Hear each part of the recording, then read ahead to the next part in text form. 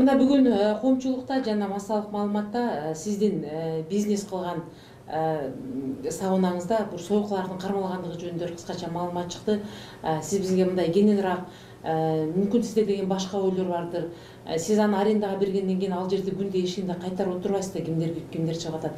Ошол жөнүндө бизге бир биздин кабарлар KG маалымат агенттигине маалымат айтып берсеңиз. Рахмат, аябай жакшы суроо бердиңиз.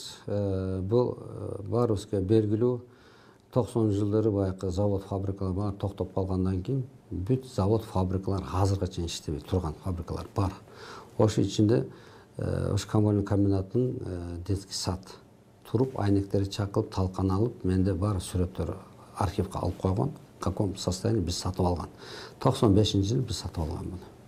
Сатып алып, энди ошол убагында эмне кайсы бизнес жасашты, ошо зданиядын жасашын эме кылбай, анан ошо Восток 5-ти жашап аткан элди көзөмдөй кылып, ошолор үчүн ден соолугу үчүн баягы бассейн, тренажерный зал, тияк-бияк туруп, ошонун баардыгы сауна тоже. Бул сауна деген азыр кайсы бир сауналар сүйкана, жаман мындай бир нам ээ болуп калды да. Банялары бар, сауналары бар. Бул сауна деген тоже баягы адамдын эмесиге, развлекательный эмеге кирет да. Семьясы менен келе тургандар, бала-чага, достор менен келишип атат, шерене ойношуп атат. Бул сауна деген жаман бирдекеси жок. Кайсы киши кайсы направление иштесе, ошол направление иштейт бул. Мен ошол жерде эме кылып жүргөндө жакшы направление иштетип келгенбиз. Саунага мана өзүм деле барам, ошо саунага бир жумада бир достор менен.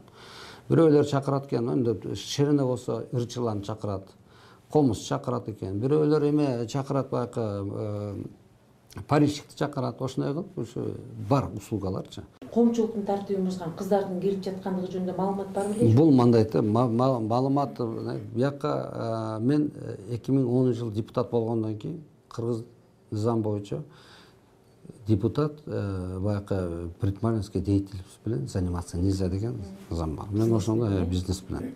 Ошондо мен арызымды жазып, мен депутат мандатымды алдым, мен депутат киришип атам.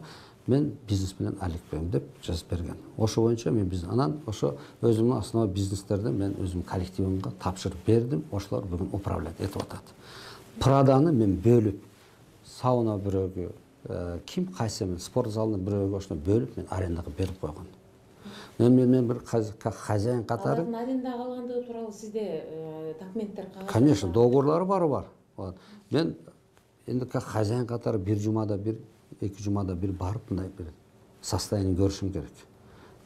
Аренда бергенден кийин ошо эмеде иштеткен киши лишь бы акчасы топтоп алсак да, состояние карабайт.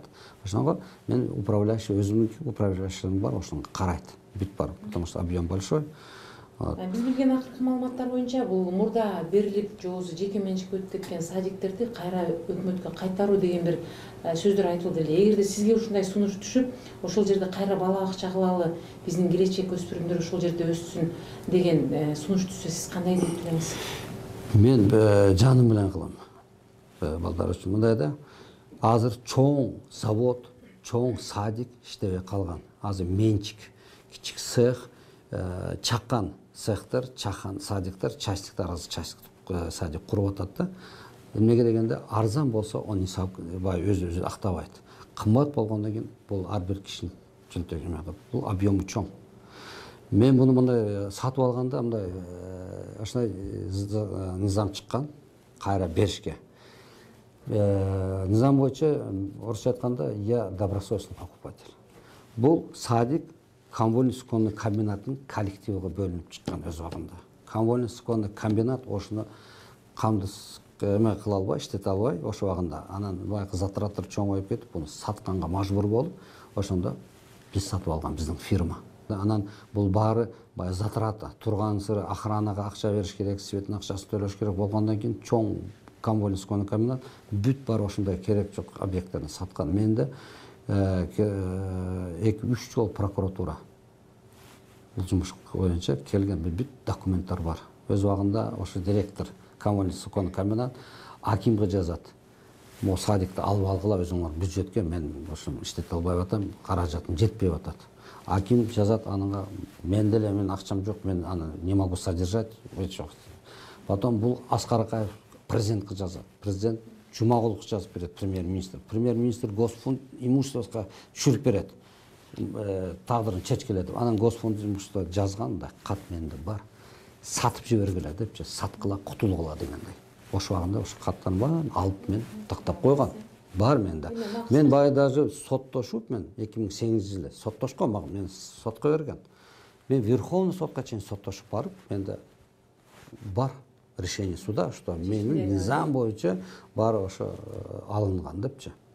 Эси мен низамды бузуп, мен азырга чейин кармап бирдеке болсо, мен бай берген сурооңузга мен дайыр аны. Мен мунга ошондой состояниеде алып туруп, мен деле кредит алып, кредитти коюп, 5-6 жыл кредитти жабып, энди иштеп аткан вакытта мен депутат болуп калып, азыр башка бирөө арендага берсем, ана бүгүнкү акыбал болуп, биякта бир 8-9 бизнес бөлүмү. Бассейнга жаш балдардын бассейни бар. Анынга коюлган тренерлер бар. Анан чоң кишилерге, улуу кишилерге бассейнге келишет. Семьясы менен келишет, балдары менен келишет. Балдарды алып кел, неберелерин алып келип аткандар бар. Анан мо тренажерный залга депутат, МВДден, анан чиновниктер болобу, спортсмен болобу, жаш балдар болобу, студент болобу, баары келишет жакка.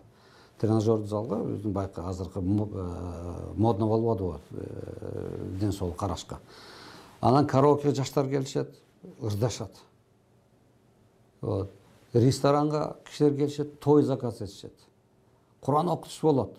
То есть Прада комплекси любой келген кишиге жакшылык өткөргөнгө, ошода эс алганга, анан семьясы менен өткөргөнгө ошондой жасалган жер бул.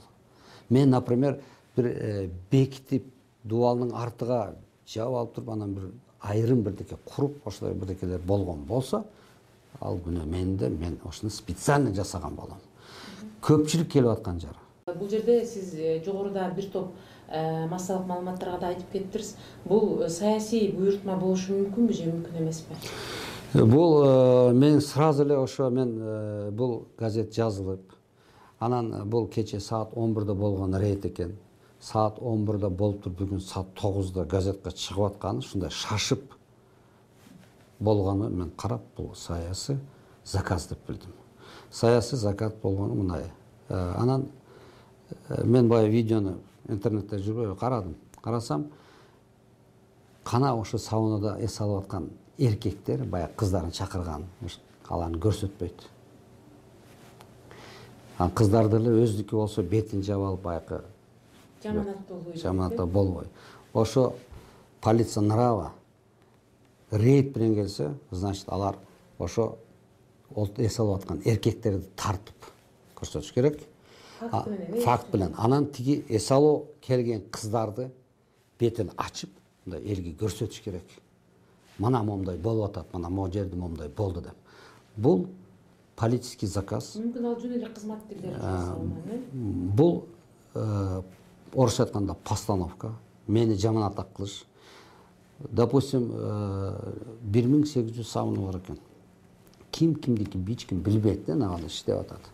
Бунун келгенде эле кече Турбанан СДПК депутат Салимов деп мындай чоңойтуп көрсөткөнү өзү маган ошо белгилүү болуп атат да. Бир жыл баарыбызга белгилүү, күзүндө шайлоо болот.